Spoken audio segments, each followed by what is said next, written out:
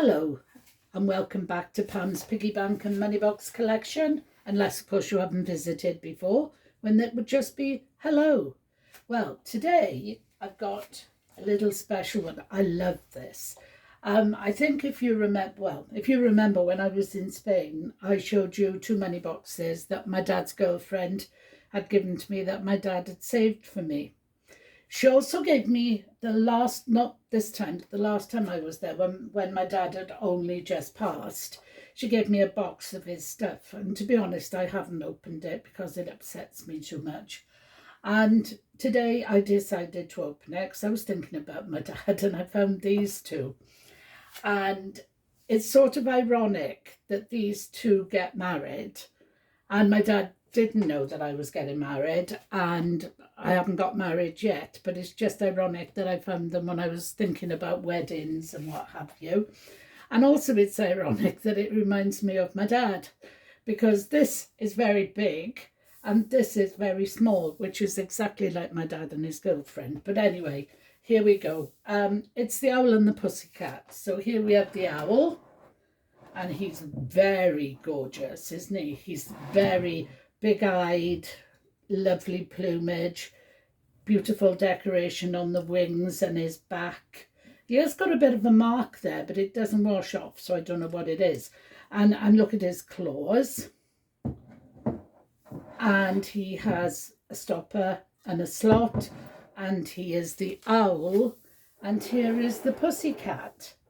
And she is tiny. She's got gorgeous eyes, but for some reason she's lost an eyebrow. I don't know why. She's got one whisker, but not one over there. So maybe the person who was painting it was a bit fed up. Pink bow, claws, pink inside the ears, slot at the top, stopper at the bottom, and a lovely tail.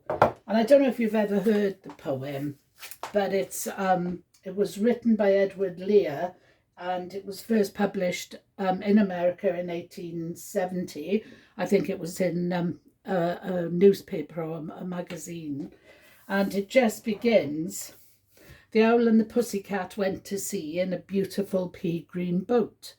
There's quite a few lines, but the last line, or the last little couple of lines, goes, there in a wood a piggy wig stood, with a ring on the end of his nose.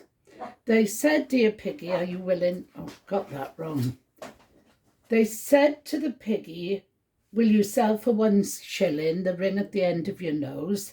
The piggy said yes, and they took it away and were married next day by the turkey who lived on the hill.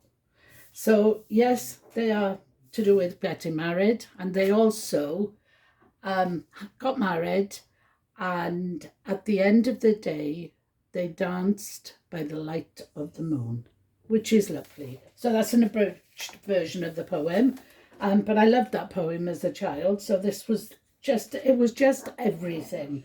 So anyway, you've seen them. You'd probably know the poem, and if you don't, it's worth reading. It's what they call a nonsense poem, but I don't think it's nonsense. I think it's lovely. It's very romantic. And so, very quick, but thank you very much for watching. Come back and see me another time. I'm afraid I'm going to be talking a lot about weddings in the coming weeks, but for today, thank you for coming to view. If you like me, thumbs up, subscribe, and come back and see me anytime you're bored. Thanks for watching. Bye-bye.